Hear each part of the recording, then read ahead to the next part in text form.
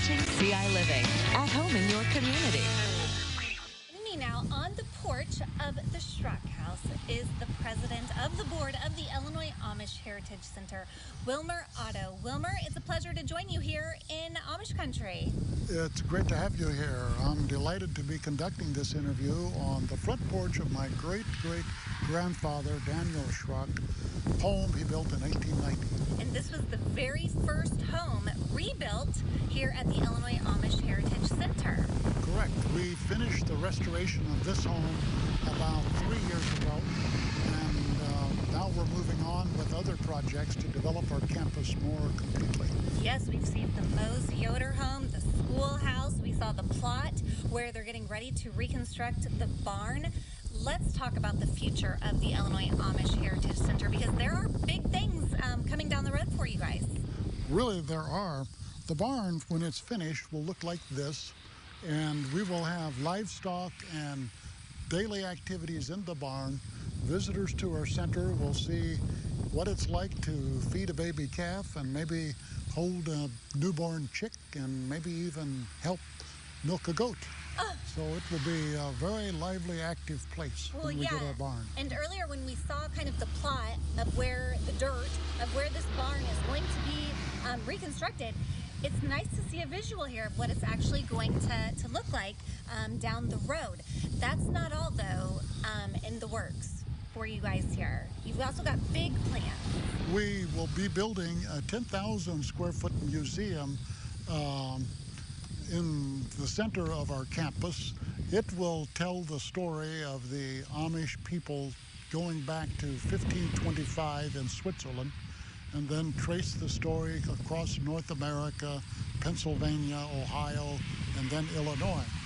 And so when this settlement started in 1865, a number of families from Ohio and Pennsylvania moved here to help start this settlement. That story will be in our museum. Let's talk a little bit more about your connection to the Illinois Amish Heritage Center, especially the Schrock House. Well, I remember my grandfather, who was born in 1888, 8 years after this house was built, but he remembers his grandfather who built the house. And he would talk about Daniel Schrock, who was a bishop and a leader in the community. My connection to the house is mostly from my grandfather's story, and then when the family who owned the original farmstead decided they wanted to build a newer house, we made an agreement with them. If they would donate it to us, we would restore it and preserve it. So we're very thankful for having had that opportunity. Why do you feel it's important to offer this type of space for people in the community to come and check it out and learn a little bit about the history and the stories that you've been talking about?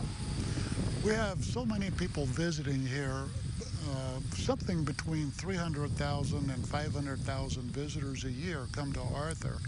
And many of them would like to have a genuine encounter, authentic encounter with the Amish. The Amish are busy in their daily lives like the rest of us, and they don't have time to stop and tell their story to everybody that's curious. So the Amish have supported us in our effort here to create a space where people can come and have an authentic experience. We have Amish volunteers that help conduct tours through the buildings. We have a lot of narrative displays already describing the history and the culture of the Amish. When we get our museum, then there will be a lot of interactive kind of exhibits that will do an even better job telling the story. Well, yeah, and it's so important that we preserve the past and our history here in Central Illinois. Thank you so much for sharing that with us, and we wish you the best of luck in the future with the barn raising and the museum. You've got something else to share really quickly. Yeah, I really want to invite everyone to come October 28 and 29. This is how it looks when a barn is being built. You will have an opportunity to participate in some function of it and get a certificate labeling you an honorary Amish farm builder.